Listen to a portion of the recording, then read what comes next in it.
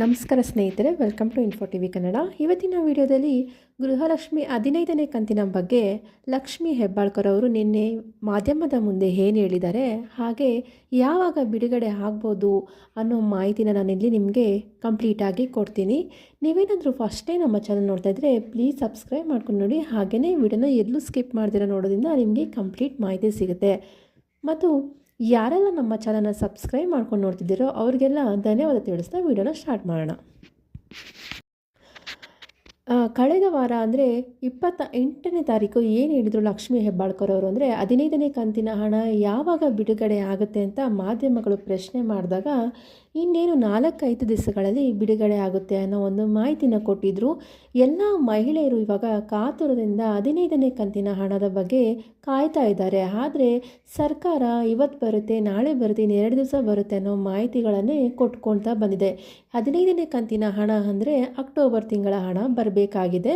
ಹಾಗೆ ನವೆಂಬರ್ ತಿಂಗಳ ಹಣನೂ ಸಹ ಇನ್ನೂ ಬರಬೇಕು.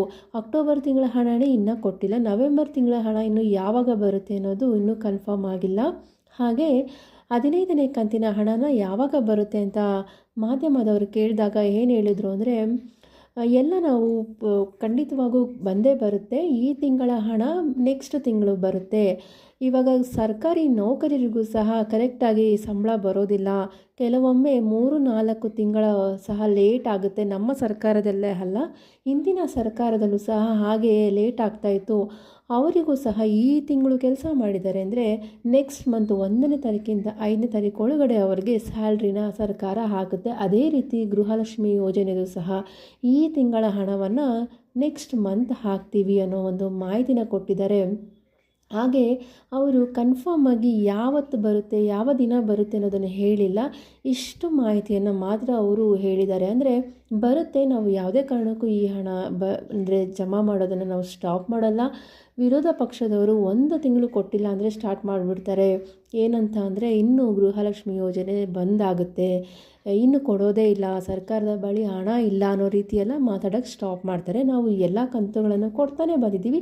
ಕೆಲವೊಮ್ಮೆ ತಾಂತ್ರಿಕ ದೋಷಗಳಿಂದ ಲೇಟ್ ಆಗಿರ್ಬೋದು, ಆದರೆ ಈ ಸಲನೂ ಅದೇ ರೀತಿ ಆಗಿದೆ. ಇನ್ನು ಒಂದು ಈ ವಾರದಲ್ಲಿ 3-4 ದಿವಸದಲ್ಲಿ ಬರುತ್ತೆ ಅಂತ ಒಂದು ಮಾಹಿತಿನ ಕೊಟ್ಟಿದ್ದರು. ಆದರೆ ಸೋಮವಾರನೇ ಬರಬೇಕಾಗಿತ್ತು, ಆದರೆ ಬಂದಿಲ್ಲ. ಇನ್ನು ಕೆಲವೇ ದಿವಸಗಳಲ್ಲಿ ಬರುತ್ತೆ ಅನ್ನೋ ಒಂದು ಮಾತನ್ನು ಹೇಳಿದ್ದಾರೆ.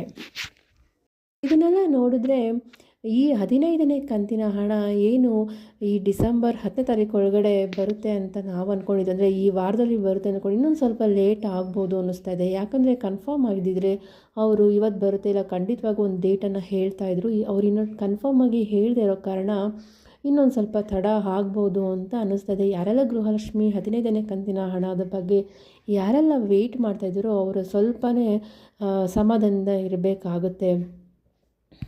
ಅಕ್ಟೋಬರ್ನಲ್ಲಿ 2 ತಿಂಗಳ ಹಣವನ್ನು ಹಾಕಿದ್ರು. ಹಾಗೆ ನವೆಂಬರ್ನಲ್ಲಿ ಯಾವುದೇ ಒಂದು ಕಂತಿನ ಹಣ ಬಿಡುಗಡೆ ಮಾಡಲಿಲ್ಲ.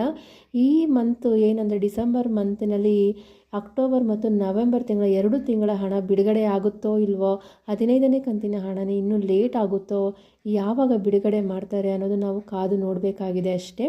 ಈ ರೀತಿಯ ಒಂದು ಗೃಹಲಕ್ಷ್ಮಿ ಯೋಜನೆ 15ನೇ ಕಂತಿನ ಹಣ ಯಾವಾಗ ಜಮಾ ಆಗುತ್ತೆ ಅಂತ ನಮಗೆ ಮಾಹಿತಿ ಸಿಕ್ಕಿದಾಗ ಖಂಡಿತವಾಗೂ ಅದನ್ನು ನಾನು ವಿಡಿಯೋ ಮಾಡಿ ನಿಮಗೆ ತಿಳಿಸ್ತೇನೆ.